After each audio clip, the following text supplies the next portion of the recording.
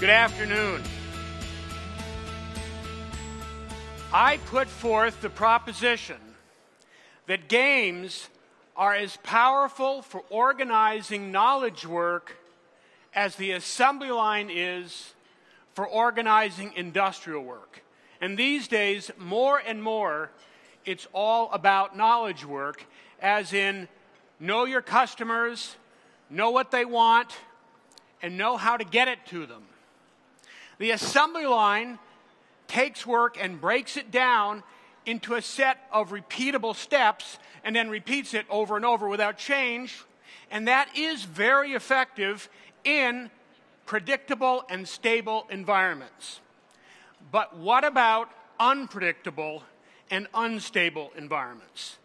That is where games come in. Games are all about organizing and acting and winning in unpredictable environments. And when you look at a game, you could say all games have 4 traits. They have goals, rules, feedback systems, and then, if they're successful, enthusiastic participation. So you can measure a game and its success by the number of players that it attracts and the amount of participation that it gets. And it's the feedback in the game that generates that participation. So you could say a game is an engagement engine. And maybe in our unpredictable economy now, maybe you could also say that the best definition of a business is that it too is an engagement engine. It needs to attract and engage customers, employees, partners.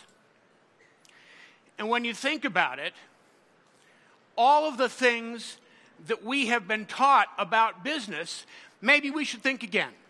Maybe we shouldn't organize business as an assembly line focused on efficiency. Maybe we should organize business as a game guided by goals and rules with feedback systems focused on generating enthusiastic participation. And here's where games come in again. Games are great field-tested models of how to create engaging feedback systems. Here's an example. This is an example from a category of games known as massively multiplayer online games, or MMOs for short. And this particular example is from a Star Wars themed game called EVE Online. Now look at how they organize the screens to generate that enthusiastic participation. They are presenting a lot of information, and they're presenting it in 3D worlds, and then on top of those 3D worlds, they're laying all this other data in a format known as heads-up displays, or HUDs. What if business intelligence systems started using some of these same techniques? Would that engage people in business effectively? Would it generate enthusiasm? Would it generate effective coordination? Would companies that figured out how to do this, would they become agile and awesome competitors? Here's an example. Now, here's a company called SCM Globe, and they are taking game mechanics and applying it to business. And applying game mechanics isn't just about making work fun.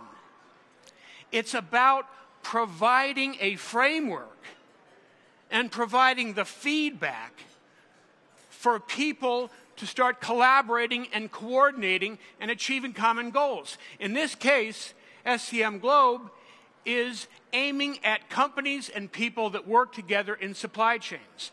They're using game mechanics to generate the kind of feedback and real-time data displays that make that possible. And when you think about it, is Google Earth a game engine? That's the 3D world.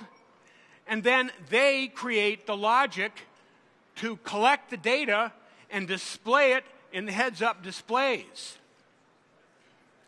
So I think that success in business these days is about people at all levels in a company, not just the senior managers, but all levels learning to play the great game of business. So, to sum this all up in a phrase, you could say that the future of work is about learning to play a game called massively multiplayer online business. Thank you.